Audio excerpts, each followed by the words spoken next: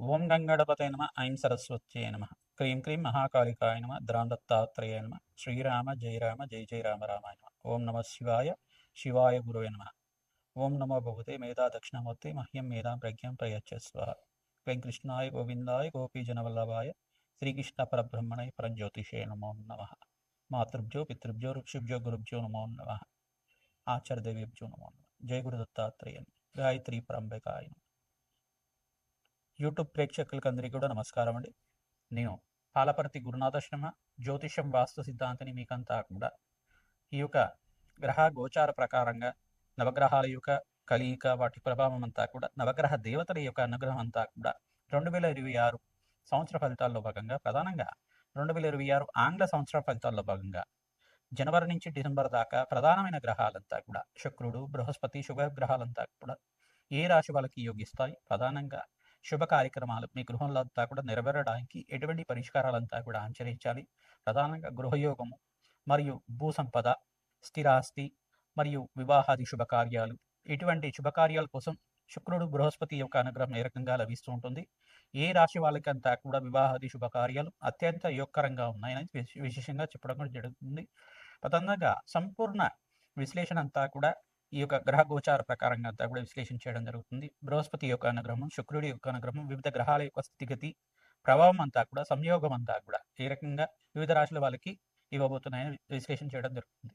ప్రధానంగా చూసుకుంటే శనీశ్వరుడు అంతా కూడా మీనరాశులు సంచారం చేస్తున్నారు.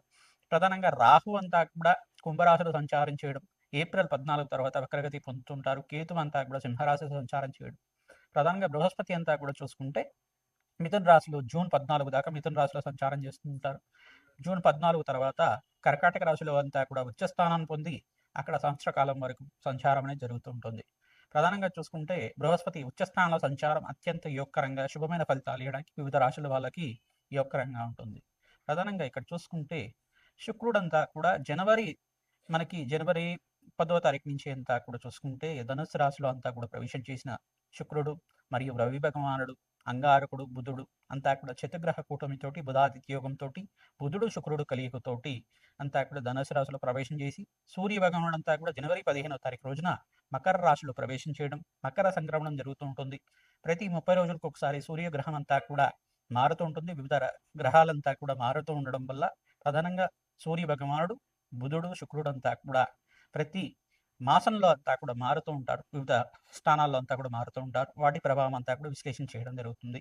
గ్రహస్థితి అంతా కూడా ఈ రకంగా ఉంది. ఏప్రిల్ 14 నుంచి ఈ యొక్క రాహుకేతులంతా కూడా వక్రగతి అంతా కూడా సంచారం జరుగుతూ ఉంటుంది.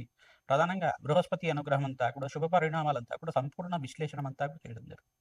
ఏ వ్యాపారస్తులకంతా కూడా యోగకరంగా ఉంది, ప్రధానంగా ఆర్థిక మీకంతా కూడా ఫైనాన్షియల్ గ్రోత్ కలగడానికి, ప్రధానంగా ఆర్థికంగా మీకంతా కూడా ధనాదాయం పెరగడానికి, ధనలాభాలు సిద్ధించడానికి, వ్యాపారంలో లాభాలు సిద్ధించడానికి, ఆర్థికంగా అభివృద్ధి కలిగి రావడానికి మీకంతా కూడా కులదేవత ఆరాధన శ్రేష్టంగా చెప్పడం జరుగుతుంది. ఎవరైతే కనుక కులదేవత ఆరాధన విశేషంగా చేసుకుంటుంటారో మేషాది ద్వాదశ రాశుల వాళ్ళు విశేషంగా మీకంతా కూడా అత్యంత అనుకూలంగా అష్టేశ్వర ప్రాప్తి రావడానికి ఆస్కారం ఉంటుంది.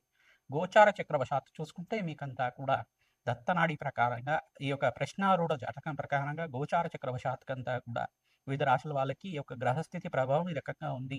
దానికి పరిహారం చేసుకుంటే ఇంకా యోగకరంగా మీకు సంపూర్ణమైన అనుగ్రహం అంతా కూడా లభిస్తుంది. జగన్మాత అనుగ్రహం వల్ల, ఆ మహాశక్తి అనుగ్రహం వల్ల మీకంతా కూడా అత్యంత అనుకూలంగా ఈ యొక్క అష్టేశ్వర ప్రాప్తి, ధనలాభాలు, అదృశ్య యోగాలు సిద్ధించడానికి ఆస్కారం ఉంటుంది. మీ గృహంలో అంతా కూడా వివాహాది శుభకార్యాలు జరగడానికి ఆస్కారం ఉంటుంది. విశ్లేషణ అంతా కూడా పరిష్కారం ఆకారంలో చెప్తాము. మేము చెప్పే పరిహారం అంతా కూడా మీరు ఆచరిస్తే కనుక అత్యంత రాజయోగం సిద్ధించడానికి, విపరీత రాజయోగము, ధనప్రాప్తి, అదృశ్య యోగం, మహాలక్ష్మి స్థిరనివాసంగా ఉండడానికి, అష్టైశ్వర ప్రాప్తి కలగడానికి, వ్యాపారంలో అభివృద్ధి, ఉద్యోగంలో మార్పు, స్థానచలనం, గృహయోగం సిద్ధించడానికి ఆస్కారం ఉంటుంది. శ్రీమాత్రే నమః. కుంభరాశి జాతకులకి 2026 ఆంగ్ల సంవత్సర ఫలితాల భాగంగా బృహస్పతి, శుక్రుడు అనుగ్రహం వల్ల ఎటువంటి శుభమారితరంతా కూడా జరగడానికి ఆస్కారం ఉంటుంది.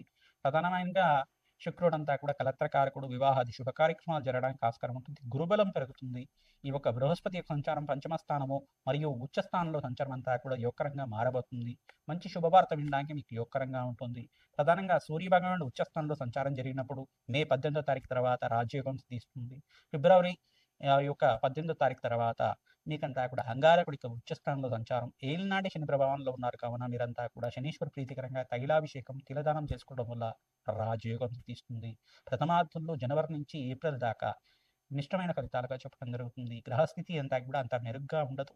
ప్రధానంగా చూసుకుంటే కొన్ని గ్రహాలు యోగకరంగా ఉన్నప్పటికీ కొన్ని 4 గ్రహాలు అంతా కూడా మిశ్రమైన ఫలితాలు ఇస్తూ ఉంటాయి. అగ్నికి నవధాన్యాలు సమర్పిస్తూ ఉండాలి. ప్రధానంగా నవగ్రహ శ్లోకాలంతా కూడా పారాయణం చేసుకోవడం యోగకరంగా ఉంటుంది. నవగ్రహాలకు ప్రదక్షిణాలు చేసుకోవడం, అవకాశం ఉన్నప్పుడు నవగ్రహాలకంతా కూడా అభిషేకం చేయించుకోవడం వల్ల విశేషమైన పుణ్యప్రాప్తి లభిస్తుంటుంది. ప్రధానంగా శివపార్వతుల కళ్యాణం, సుబ్రహ్మణ్య శాంతి హోమాది కార్యక్రమాలు, దత్తాత్రేయ శాంతి హోమాది కార్యక్రమాలు, రాధశ్యామల యజ్ఞాధికృతులు ఆచరించిన వాళ్ళకి రాజయోగంగా చెప్పడం జరుగుతుంది. ఎప్పుడైతే బృహస్పతి ఉచ్చస్థానంలో సంచారం జరుగుతుందో సంఘంలో గౌరవం పెరుగుతుంది, పేరు ప్రఖ్యాతాలంతా కూడా ఇస్తుంటాయి. గృహయోగం స్థితి అవడానికి ఆస్కారం ఉంటుంది. మీరు పట్టిందల్లా బంగారం అవడానికి ఆస్కారం ఉంటుంది.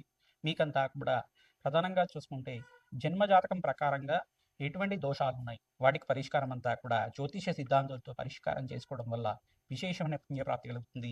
ఈ యొక్క ప్రత్యంగరాదేవి శాంతి హోమాది కార్యక్రమాలు, రాజశ్యామల యజ్ఞాధికృతలు ఆచరించిన వాళ్ళకి రాజయోగం సిద్ధిస్తుంది. శ్రీమాత్రే నమః. 2026 ఆంగ్ల సంవత్సర ఫలితాల్లో భాగంగా మేషాది ద్వాదశ రాశుల వాళ్ళు ప్రతినిత్యం కూడా ఈ పరిష్కారం ఆచరిస్తే గనక రాజయోగం సిద్ధిస్తుంది. 5 గ్రహాలు 6 గ్రహాలంతా కూడా రాజయోగం కలుగుతున్నాయి. ప్రధానంగా చూసుకుంటే ప్రధానంగా మకర రాశి జాతకులకి ఈ సంవత్సరం అంతా కూడా రాజయోగంగా చెప్పడం జరుగుతుంది. ప్రధానంగా వృషభ రాశి జాతకులకు కూడా ద్వితీయార్థంలో అంటే జూన్ 14 తర్వాత రాజయోగంగా చెప్పడం జరుగుతుంది. ఇక్కడ ధనుస్సు రాశి జాతకులకు కూడా మంచి రాజయోగంగా చెప్పడం జరుగుతుంది. కుంభరాశి జాతకులకు కూడా మంచి రాజయోగం, విపరీత రాజయోగం అంతా కూడా ఈ సంవత్సరం అంతా కూడా సిద్ధించడానికి ఆస్కారం ఉంటుంది. ఇక్కడ ప్రధానంగా చూసుకుంటే కన్యా రాశి జాతకులకు కూడా మీకంతా కూడా రాజయోగంగా చెప్పడం జరుగుతుంది. ప్రధానంగా మిథున రాశి జాతకులకంతా కూడా బృహస్పతి రాశిలో సంచారం చేస్తున్నారు కావున మీకు కూడా రాజయోగంగా చెప్పడం జరుగుతుంది. ఈ గ్రహాలంతా కూడా విపరీత రాజయోగం అంతా కూడా ఈ సంవత్సరం సిద్ధిస్తున్నాయి.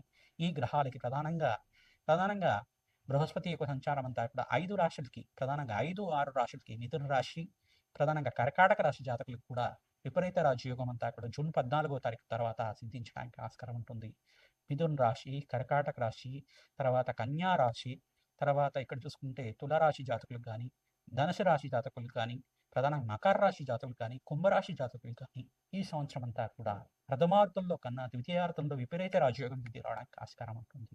విశేషంగా నవగ్రహాలకంతా కూడా ప్రదక్షిణాలు చేసుకోవడం వల్ల, మేషాది ద్వాదశ రాశుల వాళ్ళు అన్నదానం చేయడం వల్ల ఈ సంవత్సరం అంతా కూడా అష్టైశ్వర్య ప్రాప్తి కలుగుతుంది.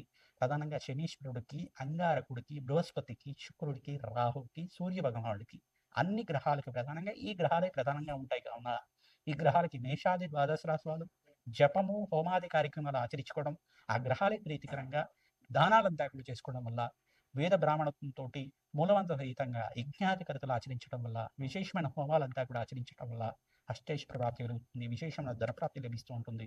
వివాహం కాని వాళ్ళకి వివాహాది కార్యక్రమాలు జరగడానికి ఆస్కారం ఉంటుంది. వంశాభివృద్ధి కలుగుతుంది. అష్టైశ్వర్య ప్రాప్తి కలుగుతుంది. ప్రతినిత్యం కూడా అమ్మవారి ఆరాధన చేయండి. ఖడ్గమాల స్తోత్రాన్ని పఠనం చేసుకోండి.